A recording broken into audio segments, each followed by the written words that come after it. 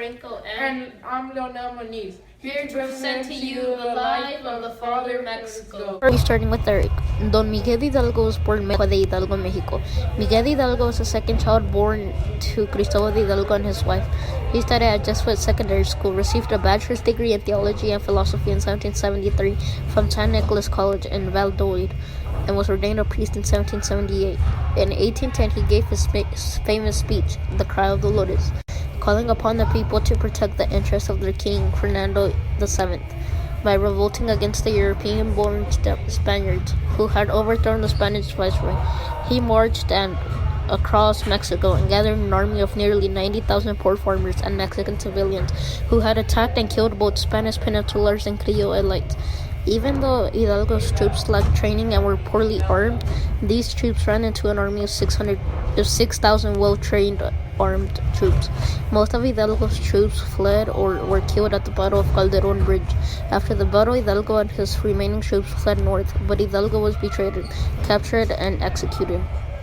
Hidalgo was turned over to Francisco Gabriel de Olivares for an official defrocking and excommunication on July 27, 1811. He was then found guilty of treason by a military court and executed. He was tortured through the flaying of his hands. Before his execution, he thanked jailers, two soldiers, Ortega and Melker, for their humane treatment. At his execution, Hidalgo stated, "Though I may die, I shall be remembered forever.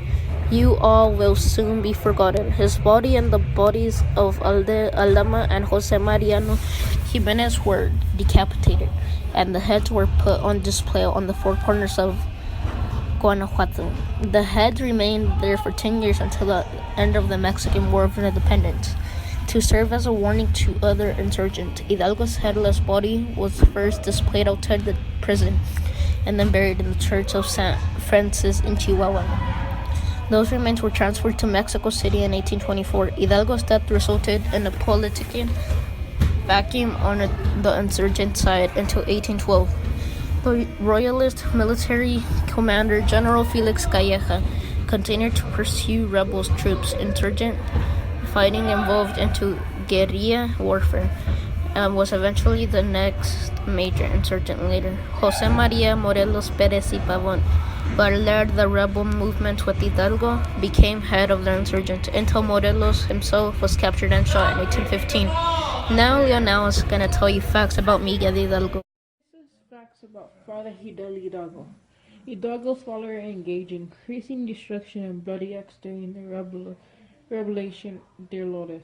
The town where Hidalgo actually called for the revolt and is not in Hidalgo, the Mexican state named after the priest. Hidalgo was the second child born to Cristobal Hidalgo and his wife.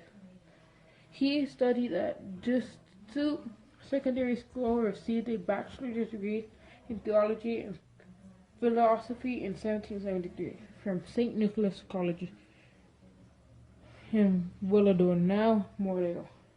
Was ordained a priest in 1778. He had an eventful early career, but in 1803 Hidalgo assumed his recent decreased elder brother duties as a parish priest in Dolores.